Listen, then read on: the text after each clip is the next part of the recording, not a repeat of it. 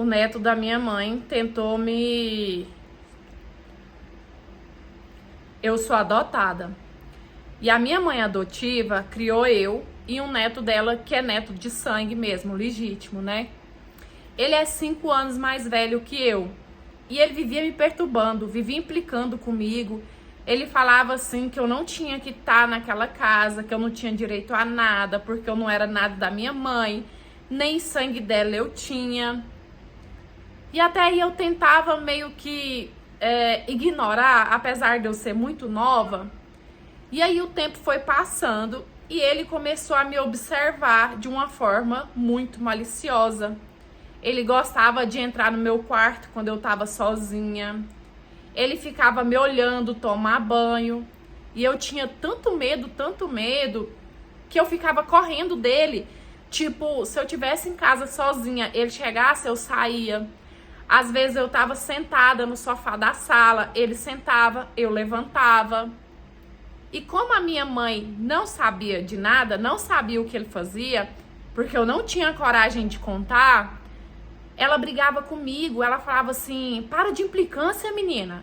Quando você chegou aqui, ele já tava. E aí teve um dia que a minha mãe me mandou ir no interior junto com ele para poder buscar feijão. Eu morrendo de medo, mas sem poder falar nada para minha mãe, montei na moto junto com ele e a gente foi. E aí nisso, eu vi que ele já tinha passado a casa de onde era. E eu fiquei assustada, mas aí eu pensei, ele deve que vai na casa do pai dele, né? E realmente ele foi. Quando a gente chegou lá, ele entrou na casa e me chamou para eu poder ver o celular dele. E eu entrei. Só que eu entrei, eu olhei bem rápido e virei as costas para poder sair. No que eu virei as costas para poder sair, ele me agarrou por trás e ele ficou tentando me puxar, tentando me jogar para dentro da casa de novo. E eu gritava, socorro, socorro, mas ninguém escutava. E ele falava assim para mim, para de gritar, senão eu vou te... E eu com medo, gente, apavorada. E aí nisso ele me obrigou a subir na moto de novo e tocou em direção à casa que a gente tinha que pegar o feijão.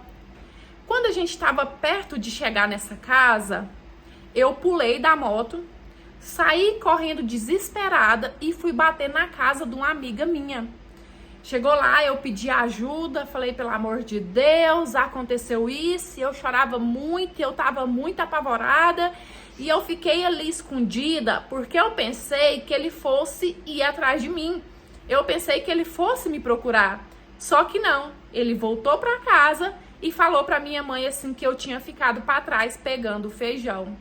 Aí eu passei praticamente o dia na casa dessa amiga minha, com muito medo, chorava demais, até que ela e o tio dela me levou pra casa.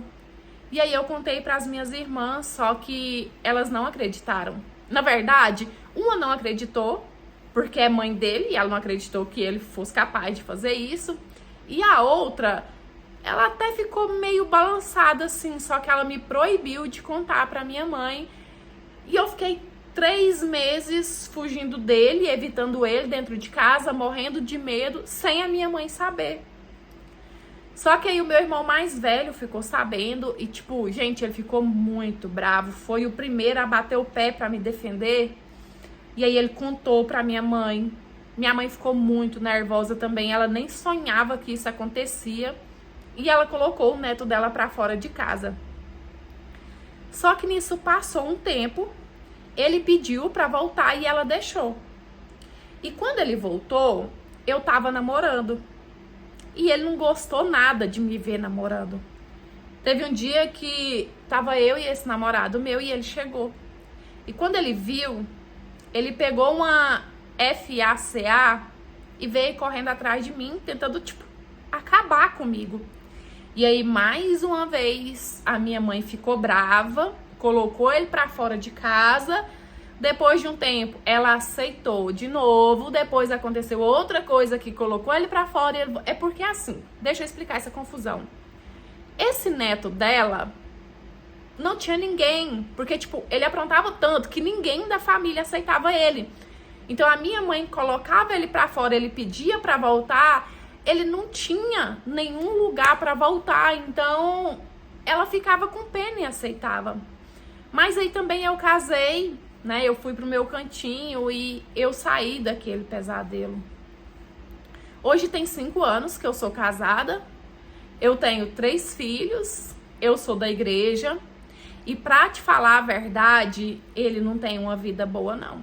Ele leva uma vida meio que complicada. Até preso ele já foi batendo na mulher dele.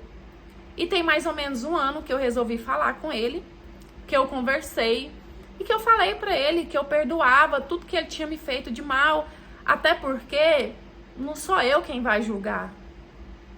Oi, meus amores, tudo bem? E aí com vocês? Eu espero que sim. E eu sinto muito por essa história de hoje, mas assim como várias outras, é uma história que eu recebi de uma seguidora e eu me vejo na obrigação de contar, de interpretar aqui. Gente, infelizmente eu esqueci de interpretar um pedaço bem pequeno, sabe? Que analisando aqui eu vi que eu não coloquei e eu quero falar ele porque quando eu fui ler a história eu senti que é algo que pega, sabe? Que machuca, que magoa ela ainda. Que ela fala assim, até hoje, na verdade, nos dias de hoje, a minha família trata ele como se nada tivesse acontecido. Então, tá aqui.